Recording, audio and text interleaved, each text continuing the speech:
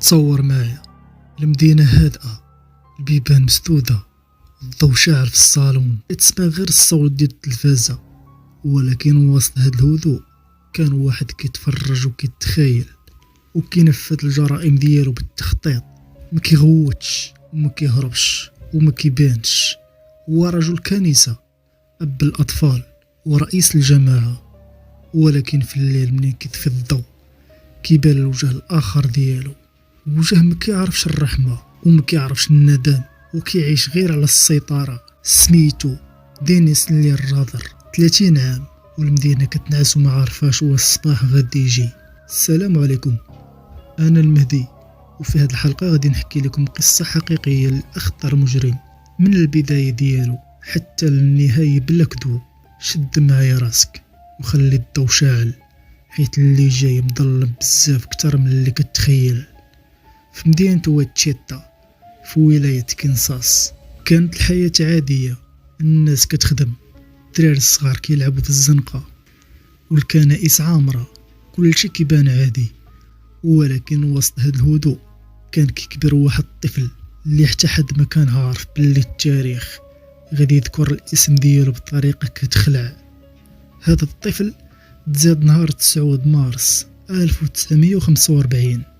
والديه سموه دينيس. دينيس ما تزادش مجرم، تزاد بحال اي در صغير، كيرضع، كيبكي وكيحتاج الحنان. ولكن الحاجة اللي ما كانتش باينة كانت كتكبر في مخو كل نهار شوية، كتسنى غير الوقت المناسب باش تطبق. دينيس كبر في دار عادية، اب وام، وما كانش شي فقر مدقع، وما كانوش كيعنفوه والديه. ولكن منين كبر شوية ولا كيحس بإحساس غريب، إحساس ديال السيطرة. كان كيتفرج في الوثائقيات تاع الحيوانات، ماشي غير كيتفرج، ولكن من بعد غادي يعترف باللي كان كيصفيها للحيوانات. ما كانش كيصفيها للحيوانات باش يدافع على راسو، كان كيبغي يشوف اللحظة اللي كتخرج فيها الروح. في ديك الوقت حتى واحد ما كان كيسول علاش هاد الدر الصغير مكالمي وما كيدويش بزاف وكيبغي يبقى بوحدو. السكات ديالو ما كانش براءة، كان تدريب. وفي فترة المراهقة مبقاش الخيال ديال دينيس غير في الحيوانات كيفاش تصفيها لهم، ولا غير أفكار عادية كتدخل الدماغ وكتخرج.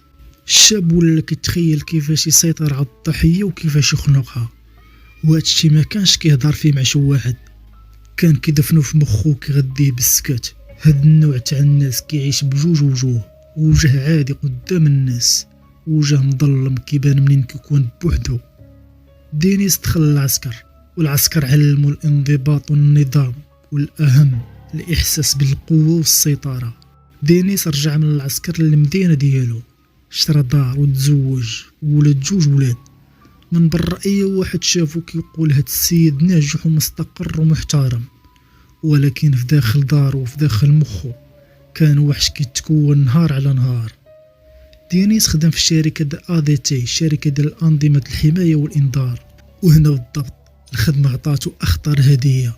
تعلم كيفاش الناس كيشدو الديور ديالهم، وفين كيدار جهاز الإنذار والحماية، وشنو الأخطاء اللي كيديروا الناس في ديورهم.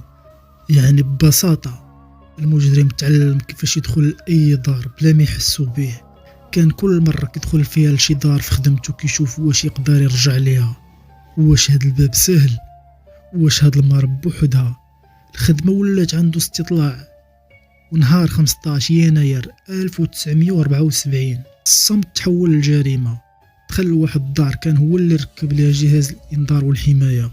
ما كانش باغي يسرق ولا باغي يهدد، كان باغي يجرب الشر اللي كان كيدور في مخه. لقى مرا وراجلها و2 ولاد، ربطهم وخنق واحد بواحد.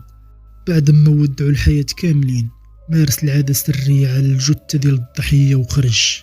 المدينة كاملة فاقت على جريمة كتخلع. الشرطة لقات السائل ديال المجرم فوق من الضحية وما لقاتش المجرم. ودينيس رجع للدار ديالو برك مع مرتو وولادو بحال ما واقع والو. دازت 2 شهر ويرسل رسالة للبوليس يقول لهم أنا اللي صفيتها لهم، أنا اللي خنقتهم، وكتب بيتيكي. وهنا عطى لراسو اسم، مبقاش مجرم مجهول. من بعد ما رسل الرسالة المدينة تبدلات. الناس ولات كتسد البيبان 2 مرات وكتخلي الضو شاعل حتى للصباح، والعيالات ولاو خايفين على حياتهم وعلى ولادهم.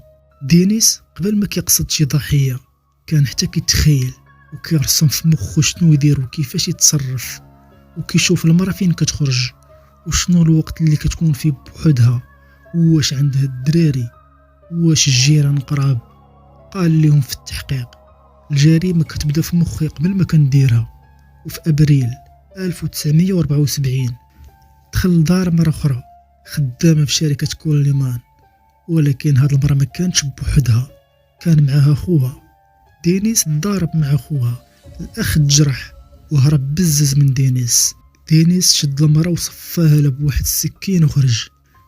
المدينة والبوليس ولاو متأكدين أن هاد السلسلة ديال الجرائم ديال BTK. دينيس بدا كيرسل رسائل أخرى للبوليس وللصحافة كيشرح لهم كيفاش كيدير الجرائم وكيضحك في آخر رسالة. ما كانش كيهضر باش يعترف، كان كيهضر باش يتحكم في اللعبة. الشرطة كتقرا الرسائل والخوف كيتزاد عند الناس. في مارس 1977 دخل لواحد الدار أخرى، لقى فيها مرة و3 ديال الدراري الصغار. ربط الأم وحبس الدراري الصغار في الطواليت. الدراري كيسمعوا صوت امهم كتخنق ومقدو يديروا والو. هاد الجريمة دارت زلزال وما بقاتش غير جريمة ديال القتل ولا رعب نفسي. في شهر 12 1977 دار جريمة أخرى ولكن ما بينوش في الأخبار. دينيس تعصب ويرسل رسالة أخرى وقال فيها شحال خاصني نقتل باش نطلع في الأخبار. دينيس سكت وما بقاش كيرتكب الجرائم ورجع لحياته العادية، الخدمة، الدار والعائلة. كان كيضحك مع الجيران وكيصلي في الكنيسة وكيتفرج في الذكريات ديالو بحال الأفلام السرية. دازت 8 سنين بلا ما يرتكب أي جريمة. هو يرجع صفاها لجارته، صورها وخبى التصاور. وفي 1986 صفاها لمرة أخرى مع 2 ولادها صغار. وفي 1991 صفاها المرأة عندها 62 سنة ساكنة بوحدها في واحد الدار معزولة. دازت سنوات والملفات تاع الجرائم تحطات بدون حلول. أسماء ديال الضحايا ولات غير أرقام. الناس قالوا BTK يمكن مات يمكن تشد، ولكن الحقيقة كان حي كيشوف في الأخبار كيتسنى اللحظة اللي يرجع فيها الضو ليه. دينيس ولا خدام في الكنيسة ولا قسيس ولا رئيس ديال الجماعة، كيقرا الإنجيل وكيهضر على الأخلاق والانضباط في الكنيسة. والكنيسة كانت المكان اللي كيحس فيه بالقوة الاجتماعية، الناس كتحتارمو وكيتيقوا فيه بلا نقاش. وفي 1991 خدم مراقب احترام القانون في مدينة بارك سيتي كنساس، يعني كيقيد المخالفات وكيهدد بالغرامات وكيأمر الناس شنو يديروا، يعني كان كيحس براسو فوق من القانون.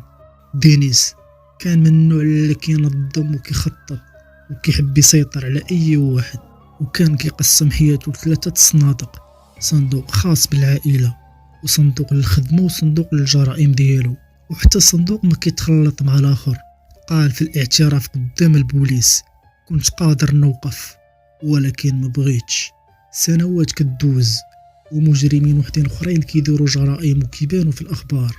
هنا دينيس بدا كيحس بالغيره، كان باغي يرجع، باغي الناس تهضر عليه، باغي سميتو BTK تعيش بين الناس. وهنا بدات النهايه كتقرب.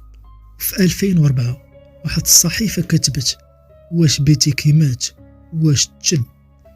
هذه الجمله كانت بحال ضربوا شي واحد في الكرامه ديالو، حس براسو تمسح من التاريخ. قال في خاطرو لا، انا مازال هنا. قرر يرجع، ولكن هذه المره ماشي بالجرائم مباشره ولكن بالرسائل. رسل تصاور تاع واحد الضحيه كان مازال محافظ عليهم لواحد الصحافي وقال لهم في الرساله انا هنا، انا هو. المدينه تصدمات، الملفات اللي كانت عليهم الغبره وبقات بلا حل عاودت فتحات.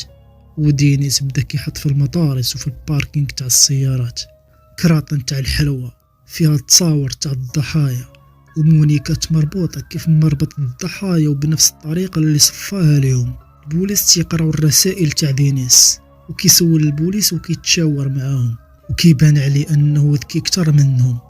واحد النهار كتب لهم في رسالة: واش تقدوا تتبعوا السيدي الا رسلتو لكم؟ سؤال بسيط ولكن كان فيه غرور.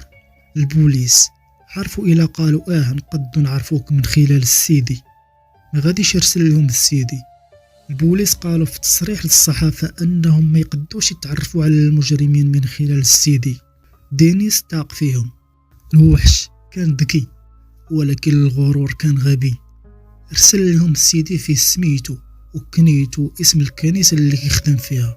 البوليس ما ضيعوش الوقت، تبعوا الاثار ومشوا مباشرة للكنيسة، ولقاو في الكنيسة رجل محترم، رئيس الجماعة، الاب النموذجي، سميتو دينيس ليرادر. الشرطة خداو دليل قاطع، خداو DNA من بنتو قارنوه مع السائل ديالو اللي لقاو فوق من اول ضحية صفاها ليها في سنة 1974، والنتيجة كانت مطابقة 100%. هنا ما بقى حتى شي شك عند البوليس، ودخلوا عليه للدار على غفلة.